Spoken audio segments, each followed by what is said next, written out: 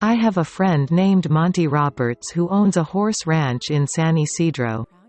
He has let me use his house to put on fundraising events to raise money for youth at risk programs. The last time I was there, he introduced me by saying, "I want to tell you why I let Jack use my horse."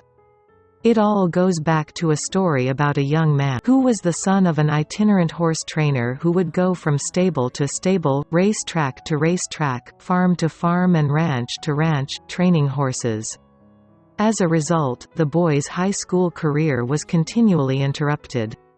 When he was a senior, he was asked to write a paper about what he wanted to be and do when he grew up. That night he wrote a 7-page paper describing his goal of someday owning a horse ranch.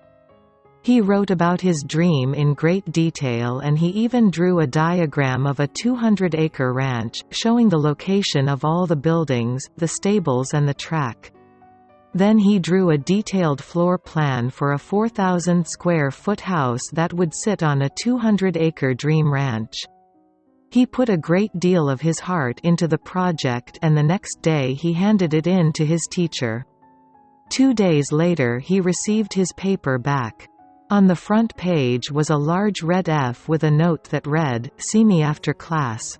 The boy with the dream went to see the teacher after class and asked, "Why did I receive an F?" The teacher said, "This is an unrealistic dream for a young boy like you. You have no money. You come from an itinerant family. You have no resources. Owning a horse ranch requires a lot of money. You have to buy the land. You have to pay for the original breeding stock, and later you'll have to pay large stud fees. There's no way you could ever do it." Then the teacher added, "If you will rewrite this paper with a more realistic goal, I will reconsider your grade." The boy went home and thought about it long and hard. He asked his father what he should do. His father said, "Look, son, you have to make up your own mind on this. However, I think it is a very important decision for you."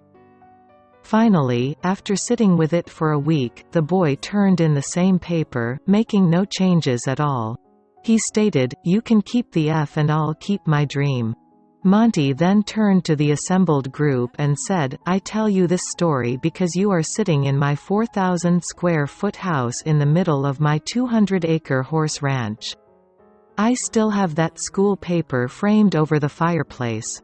He added, "The best part of the story is that 2 summers ago that same schoolteacher brought 30 kids to camp out on my ranch for a week. When the teacher was leaving, the teacher said, 'Look, Monty, I can tell you this now. When I was your teacher, I was something of a dream stealer.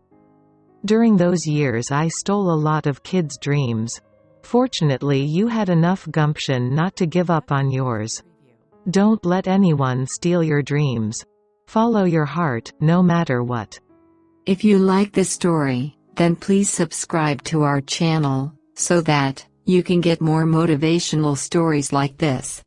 Thanks for watching. Stay happy.